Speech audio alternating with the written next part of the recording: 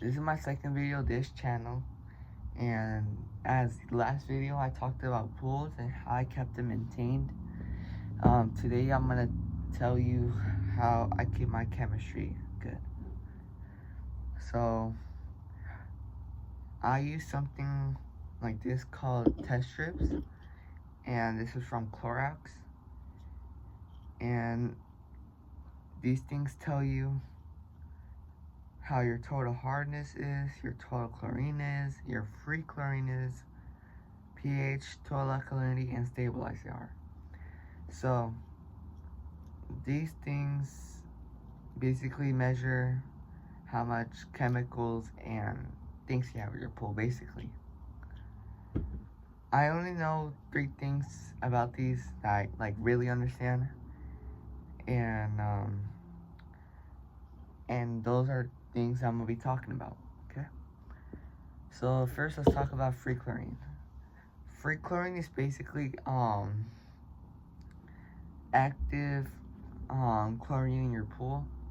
So let's just say if this thing tells you that your chlorine is high, that means it's too much chlorine in your pool and you probably need to wait a little bit more time, because that's kind of unsafe for people to swim in. And another way to reduce it, okay, so there's 2 ways to reduce that. You need to at least uncover your pool and leave it out and with direct sunlight, because sunlight reduces chlorine.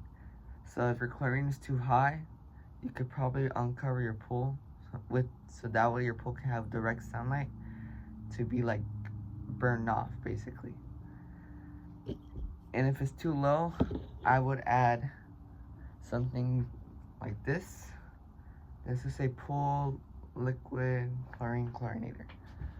This thing raises your chlorine. So let's say your chlorine's like 0 parts per million, which is really low. That means it's like kind of like unsanitized, you know. So that will like sanitize your water and make it like more safer, you know, because there's gonna be less bacteria and less all that stuff, you know. The next thing I know is pH. This thing, it's like something that you should be aware of and careful of, because this thing, like the pH can not harm your skin, but it can make rashes, red eyes, and I've seen it before and it is real. The first time I thought it didn't really like matter that much, because I didn't know something, not that badly, but something bad happened. So yeah, it was like skin rashes and all that stuff.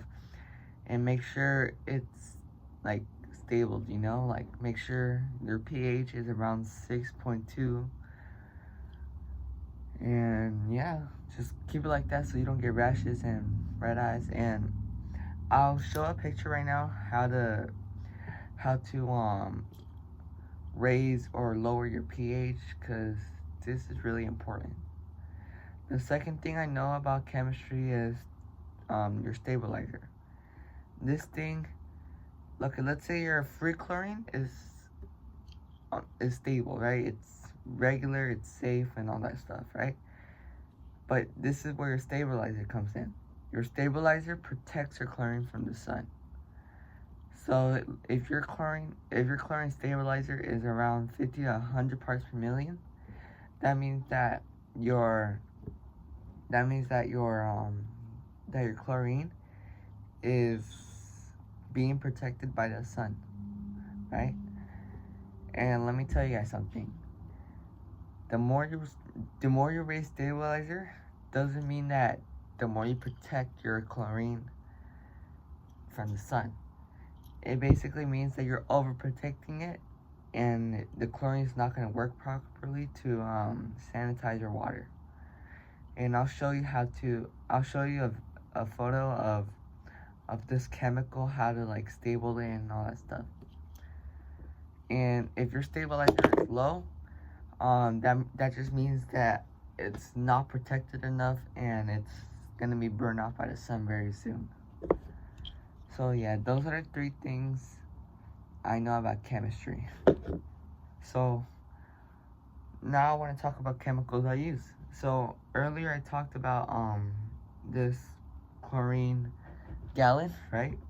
This thing that raises chlorine. And the other thing I want to talk about is this thing. This thing, I used half a bag already, but this is to pull shock, and what it does, well, there's different type of shocks, right? But this shock, I use it for to clear cloudy water, raise chlorine really fast. Let's say you have algae and you want to kill it really fast, you want to get it off. You would need to use this, like probably a bag, because 1 bag is like really strong to kill algae and bacteria. So this thing,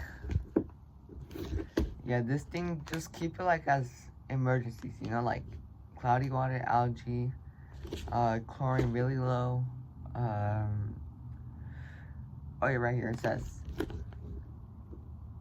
clears cloudy water, eliminates algae, protects equipment, like no staining or corrosion, something like that.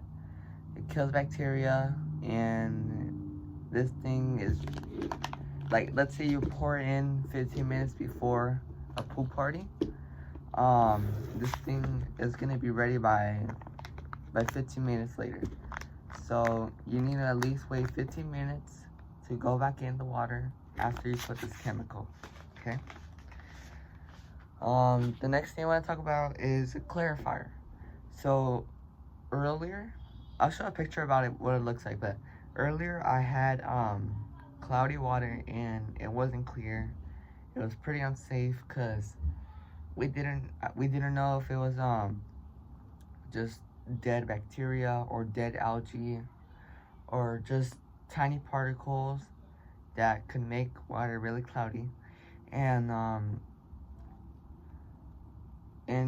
that clarifier helps a lot, and I really recommend that you guys buy that clarifier when your pool's cloudy, right?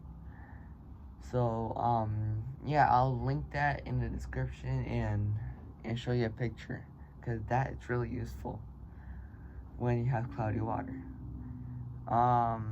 Let's see.